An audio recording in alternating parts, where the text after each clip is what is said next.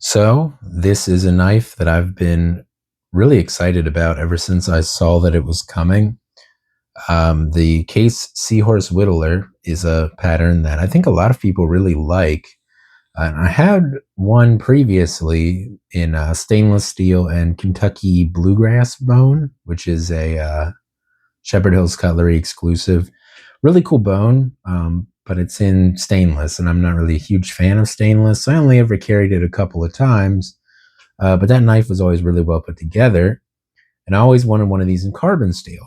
So earlier this year, Case released it's like a canvas or a burlap micarta, I think is what they're calling it.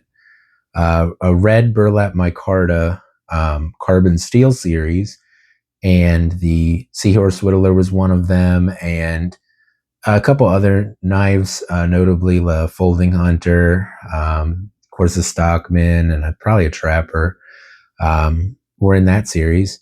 They also released a gray pocket worn Muskrat in carbon steel, which I'll probably get one of those at some point because I'm a big fan of the Muskrat pattern in general.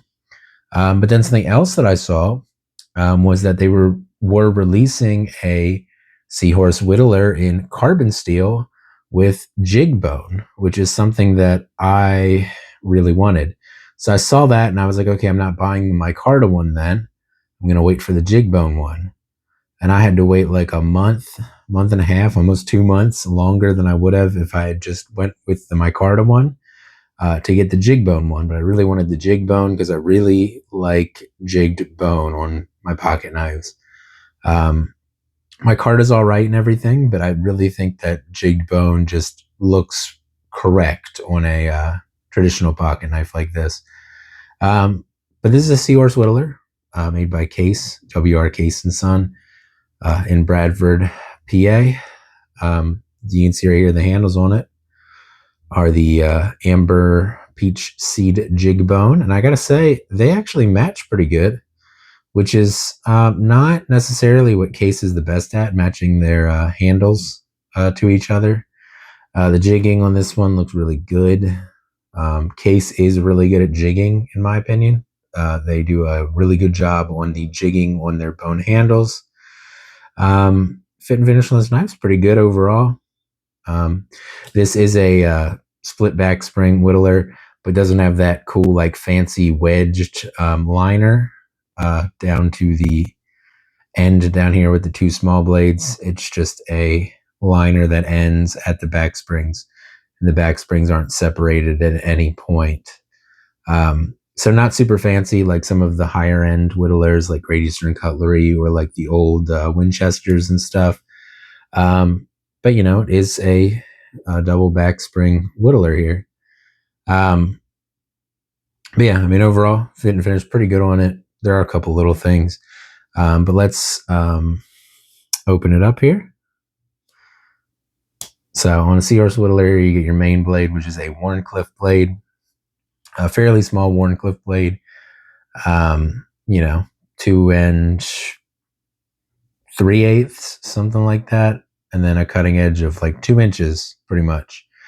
Fairly small blade.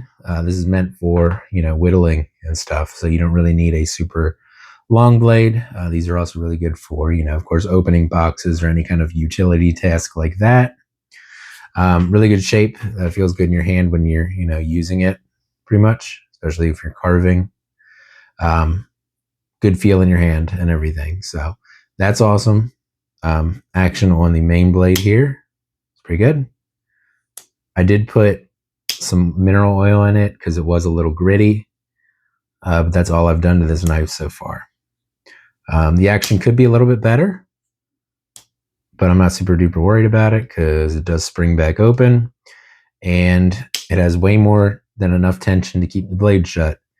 You can just about pinch the main blade on this open, which is kind of cool. Like, you can pinch it open.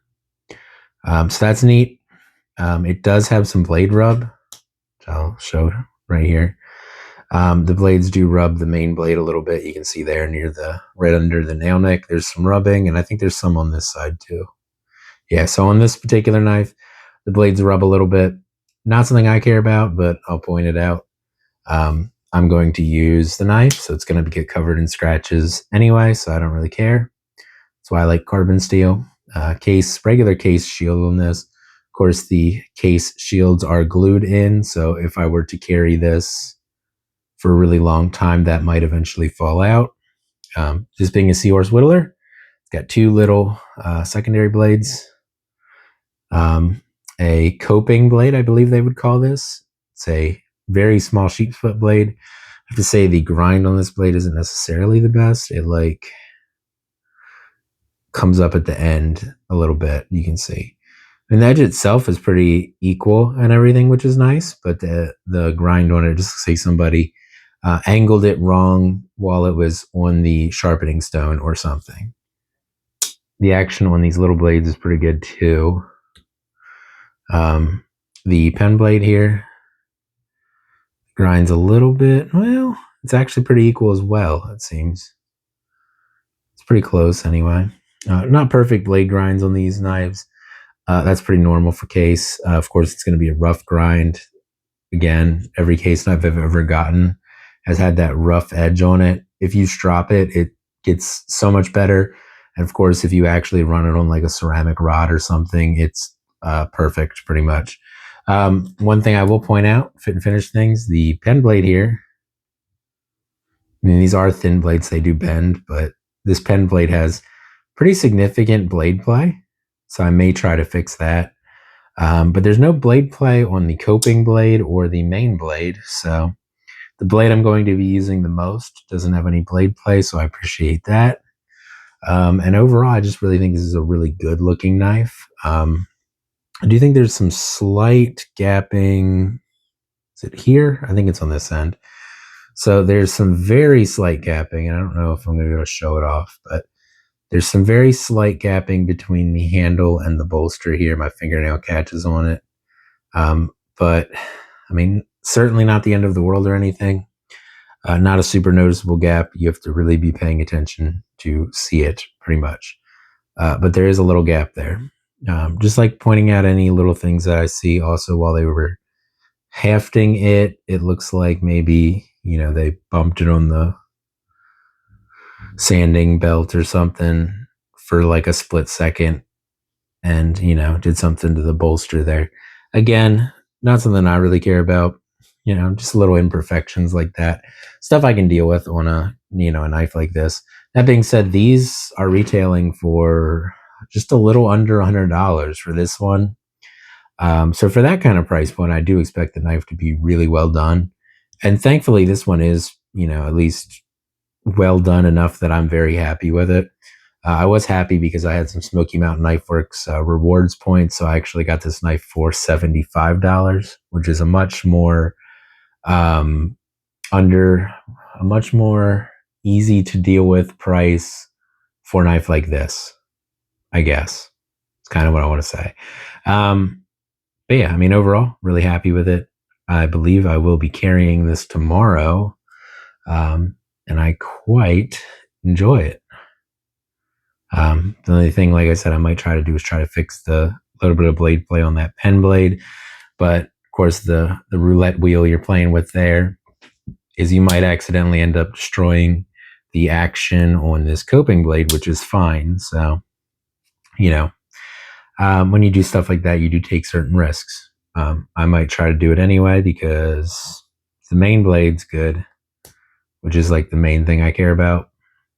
And something I will point out on the main blade here that I didn't point out yet, the again, the grinder, it looks like at the last second just kind of angled it weird because the edge seems to almost come up a little bit. And this is, of course, a worn clip, so it's supposed to be just flat the way out to the tip. But I will say the tip does have a real point on it. It is very pointy. And it almost looks like maybe they burnt the edge a little bit, which I think happens when, you let a certain part of the blade sit on like the belt for too long. Man, I'd like it if this phone would focus on the blade here. It's not going to. I'm not able to show this. But there's like a little dark spot on the end of the blade here that I'm not going to show you because it's not wanting to let me show you. You can kind of see it on the edge there. But anyway, just some slight things, pretty much. Nothing that I would throw a huge fit over or anything. The knife is usable, which is what I expect from a case knife. I want it to be made well enough that I don't have any fear of it breaking or have any inability to use it. Because I've gotten some case knives, not most of them. Most of them just have little annoying things with them. But I've gotten some case knives that were actually put together so horribly that I couldn't use them. I can think of one in particular, my two-blade Caribbean bone razor knife. That was put together awful. The blades like didn't meet up with the back spring. It was a mess. I did send that one in for warranty work because that one was atrocious. So I sent that one in for warranty work, got it fixed, got it back, and it's fine now. But yeah, really happy with this Seahorse Whittler. I hope to see more carbon steel stuff from Case because I really like carbon steel, and I like Case WR Case and Son because it's an American company. It's based in Pennsylvania, Bradford, PA. I've been to their factory, museum, and everything. They're owned by Zippo now, which is another Bradford, PA American company. So that's always cool. You can buy their knives down at Ace Hardware. You can still get them in a lot of hardware stores, sporting goods stores all around the country, which is why WR Case and Son is such a widely known name. I like to do videos on them because if you are looking for a traditional pocket knife, this is probably where you're going to start. Either here or a lower cost option like a Rough Rider or something similar to that. But Case is pretty synonymous with pocket knives, and they do a half decent pocket knife most of the time. Now, they are going to have some slight issues most of the time in my experience, but usually not issues that stop you from using, carrying, and enjoying the knife. Now, occasionally you might get a super dud that's not done good, but you can always send it into Case and they should fix it for you or return it to where you bought it. So, those are always options. But this knife is done pretty well as far as I'm concerned. I'm certainly happy with it. I'm going to be happy to throw it in my pocket and carry it for a little bit. See if the small Wharncliffe blade drives me insane or not. So we'll see about that. I'll probably carry this and a slightly bigger knife with like a drop point blade or a spear blade or a clip blade or, something like that. So probably carry this and something else. But that's just, how I do things. But yeah, Case Seahorse Whittler in carbon steel and amber jig bone. Love to see it. Hoping to see more carbon steel from Case. I really wanted to bring the Panama Trapper back, and I want the Panama Trapper in carbon steel, and I want a back pocket. Case, I want you to bring back your back pocket pattern. That's a lot of P's. Your back pocket pattern in carbon steel. I want one. But they don't even seem to make the back pocket anymore, so I don't know if that's going to happen. Same with the Panama Trapper. It seems like that's done now too. But anyway, happy to see the Seahorse Whittler in carbon steel and jig bone. This is what I've wanted for a couple of years now. But anyway, that's going to be it for this video on the Case Seahorse Whittler in amber jig bone and carbon steel blades. Hope you guys have a good day, and I'll see you in the next one.